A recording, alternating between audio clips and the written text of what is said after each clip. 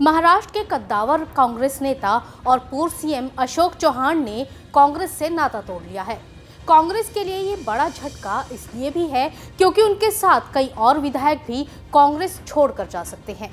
अभी मिलिंद देवड़ा और बाबा सिद्दीकी की बगावत से कांग्रेस संभली भी नहीं थी कि एक बड़े झटके ने दिल्ली में बैठी कांग्रेस को बेचैन कर दिया। नमस्ते, मैं हूं सुनैना सिंह, आप देख रहे हैं न्यूज़ नेशन।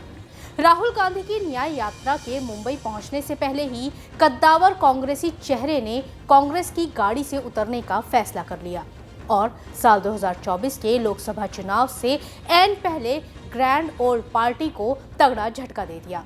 नाम है अशोक चौहान। मैंने आज कांग्रेस वर्किंग कमेटी, कांग्रेस की प्राइमरी मेंबरशिप और हमारे जो लेजिस्लेटिव पार्टी है उसका भी इस्तीफा मैंने आज पार्टी को सुपुर्द किया है। मैंने अभी तक कोई भी पार्टी में शामिल होने का फैसला नहीं लिया है। मेरे सामने अभी 2 दिन बाकी है। 2 दिन के बाद मैं मेरी जो राजनीतिक भूमिका है वो स्पष्ट करूंगा। अशोक चौहान ने कहा, मैंने कांग्रेस पार्टी से इस्तीफा दिया है। मेरी किसी से कोई नाराजगी नहीं है। मैं जब तक रहा पार्टी में ईमानदारी से रहा। मैंने किसी भी विधायक से बात नहीं की है। सड़क पर किसी को बदनाम करने वाला इंसान मैं नहीं हूं। अभी किसी भी पार्टी को ज्वाइन करने का निर्णय भी नहीं लिया है। मेरे पास 2 दिन का वक्त है। मैं विचार कर रहा हूं। पूर्व मुख्यमंत्री अशोक चौहान ने अपना राजनीतिक फ्यूचर प्लान नहीं बताया, मगर चर्चाएं शुरू हो गई हैं कि उन्होंने भी मोदी की शरण में जाने का फैसला कर लिया है। बीजेपी ज्वाइन करने के लिए वो कई और विधायकों को भी अपने साथ ले जा सकते हैं। यानी कांग्रेस को झटके पे झटका देने के लिए उन्होंने अंदर खाने बड़ी फील्डिंग सेट कर ली है।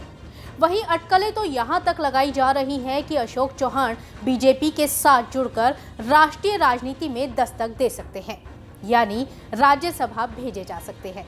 हालांकि बीजेपी अभी इस मुद्दे पर अपने पत्ते खोलने के मूड में नहीं है। कांग्रेस के कई नेता हमारे संपर्क में हैं, क्योंकि जिस प्रकार का व्यवहार कांग्रेस पार्टी के शीर्षस्थ नेताओं का रहा है, एक प्रकार से ये सारे नेता अपनी पार्टी में सफोकेट हो रहे हैं। विशेष रूप से कांग्रेस में जो जननेता है उनको ये लगता है कि अब देश के मुख्य प्रवाह में हमने काम करना चाहिए, जनता के लिए काम करना चाहिए। इसलिए कई लोग हमारे संपर्क में हैं। अब कौन कौन हमारे संपर्क में है इसका खुलासा धीरे धीरे आपको होगा। तो मेरा आपको इतना ही कहना है, आगे आगे देखिए होता है क्या। अशोक चौहान मराठवाड़ा से हैं। वो दिग्गज कांग्रेसी नेता शंकरराव चौहान के बेटे हैं। उन्होंने महाराष्ट्र से दिल्ली तक सियासत में अपनी गहरी छाप छोड़ी। पिता के नक्शे कदम पर चलकर अशोक चौहान भी कांग्रेस का एक मजबूत फ्रंट बन गए। यही वजह है कि साल 2008 में मुंबई में हुए 26/11 हमले के बाद चौहान के विरोध के चलते विलासराव देशमुख को अपनी कुर्सी छोड़नी पड़ी थी। तब कांग्रेस हाईकमान ने महाराष्ट्र की कमान चौहान के कंधे पर डाली थी।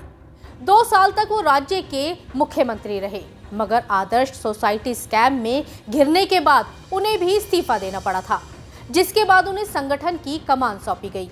यानी पिछले 2 दशक में अशोक चौहान किसी न किसी भूमिका में कांग्रेस का चेहरा बने रहे। यही वजह है कि अशोक चौहान के कांग्रेस पार्टी को छोड़ने को बड़ा झटका माना जा रहा है। This morning we heard that our senior colleague, former Chief Minister of Maharashtra, member of the Congress Working Committee, a leader of the Maharashtra Alliance, which was negotiating seat adjustment with our partners, Shri Ashok Chauhan, has resigned his membership of the Legislative Assembly and has also resigned from the primary membership of the Congress Party and also from all the positions that he held in Delhi. वहीं कांग्रेस अपने पारंपरिक गढ़ महाराष्ट्र को एजेंडे में रखकर इसी साल होने वाले लोकसभा चुनाव का प्लान तैयार कर रही है।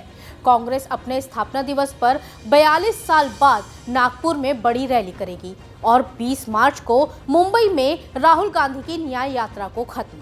लेकिन इन शक्ति प्रदर्शनों के बीच मिलिंद देवड़ा, बाबा सिद्दीकी और अब अशोक चौहान का हाथ का साथ छोड़ना बताता है कि कांग्रेस को अपने ही नेताओं को अपने साथ जोड़े रखना फिलहाल बड़ी चुनौती है। आपको हमारी ये खबर कैसी लगी हमें कमेंट सेक्शन में जरूर बताइएगा। देश और दुनिया की तमाम खबरों को जानने के लिए बने रहें न्यूज़ नेशन के साथ। नमस्ते।